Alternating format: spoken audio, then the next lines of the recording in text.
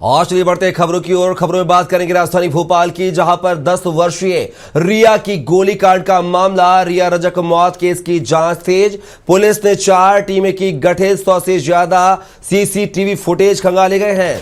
परिजनों ने की सख्त कार्रवाई की मांग। तो एक खबर राजधानी भोपाल से, जहां पर रिया रजक मौत मामले को लेकर जो है परिजनों ने जांच की मांग की है, सख्त कार्रवाई की मांग की है। पुलिस ने 4 टीमों का गठन किया है। 100 से ज्यादा कैमरों के जो है सीसीटीवी फुटेज खंगाले जा रहे हैं। तो आपको बता दें, रिया रजक के इस मामले में जांच तेज कर दी गई है। पुलिस ने 4 टीमें गठित की हैं। तो देख सकते हैं 10 वर्षीय रिया की गोली लगने से मौत हुई थी।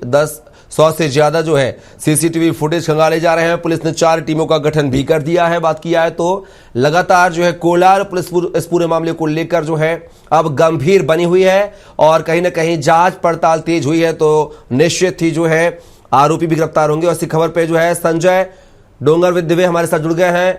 और संजय, अगर बात किया है तो रिया केस को लेकर जो है जांच अब तेज कर दी गई। पुलिस ने 4 टीमों का गठन भी किया है। आखिर क्या कुछ जानकारी है इस खबर को लेकर?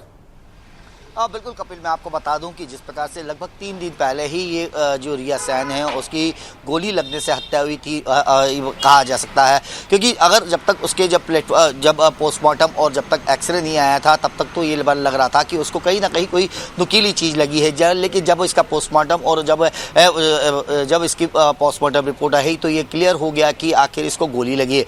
गोली लगी क्यों है, किसने मारी है, कहाँ से आई है, इसको लेकर जो जाँच का विषय बना था कपिल, इसको लेकर पुलिस ने 4 टीमें सख्त इसके लिए तैनात कर दी है। एफएसएल की टीम इसमें तैनात कर दी गई है। हम कह सकते हैं कि अभी जिस प्रकार से पुलिस ने इसको सख्ती से अब इस पे लिया है कि आखिर जो जिस दिन ये हर्ष फायर या जिस दिन रिया की मौत हुई या रिया को जिस दिन गोली लगी थी उस दिन दशहरे का त्यौहार था। दशहरे के त्यौहार के दिन हमने देखा था कि जो अस्त्र पूजा होती है उसके बाद हर्ष फायर किया जाता है। उस हर्ष फायर के बाद रिया को वो गोली, जिस प्रकार से विशेषज्ञ बता रहे हैं कि डायरेक्ट नहीं, जिस प्रकार से गोली इसके बदन में गोली जो मिली है नीचे साइड में कमर के और गर्दन के बीच में जो गोली मिली है, तो गुरुत्वाकर्षण के कारण जो हवा में फायर किया गया था उसके बाद से जब कंधे से लगकर नीचे जो गोली उतरी है और उसके कमर में फंसी तो उसके बाद इसकी मौत हुई है।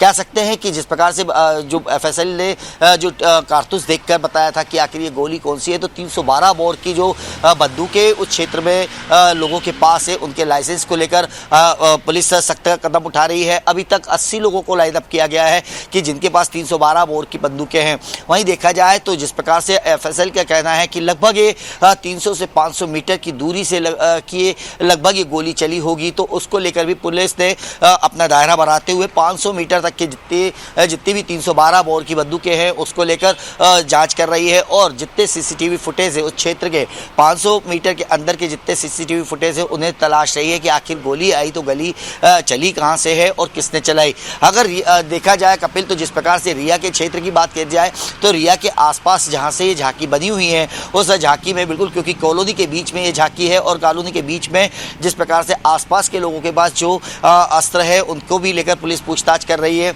और आखिर ये अस्त्र से गोली चलाई किसने, इसको लेकर जांच कर रही है। पुलिस को जिस प्रकार से खाली हाथ की बात हम इसलिए कर रहे हैं क्योंकि पुलिस अब लगभग 3 दिन होने को आ गए हैं, अभी तक पुलिस ने यह जानकारी नहीं निकाल पाया कि आखिर ये बंदूक किसकी गोली से चली है और हर्ष फायर में। कपिल, मैं आपको एक बात और बता दूं कि इससे पूर्व की बात करें तो इससे पूर्व भी भोपाल में ही एक हर्ष फायर और दशहरे के दिन ही हर्ष फायर में ही इसी प्रकार की 312 से एक युवक की मौत हुई थी, लगभग आज से कई साल पहले की बात है। उसके बाद ही 312 की वो भी गलती से हुई थी, दुर्घटना हुई थी। लेकिन परिवार का यही कहना है कि मेरे यहाँ की बच्ची जो थी उसको हमने पाल पोस के बड़ा किया और एक नाबालिग बच्ची, या कहा जा सकता है मासूम सी बच्ची जिसका कोई कसूर नहीं, वो उसको आखिर गोली लगी और लगने के बाद जो हर्ष फायर करते हैं अपने खुशी के लिए करते हैं, आखिर उनको सजा क्यों नहीं मिलती है। हर्ष फायर करना कोई एक खुले में करे तो समझ में आता है, लेकिन हर्ष फायर से किसी की जान जाना अपने आप में एक दुर्घटना नहीं, हत्या का मामला इस पर दर्ज होना चाहिए। क्योंकि दुर्घटना है, दुर्घटना में किसी के परिवार का चिराग उछल जाता है और हर्ष फायर करने वालों को अपनी खुशी मिलती है।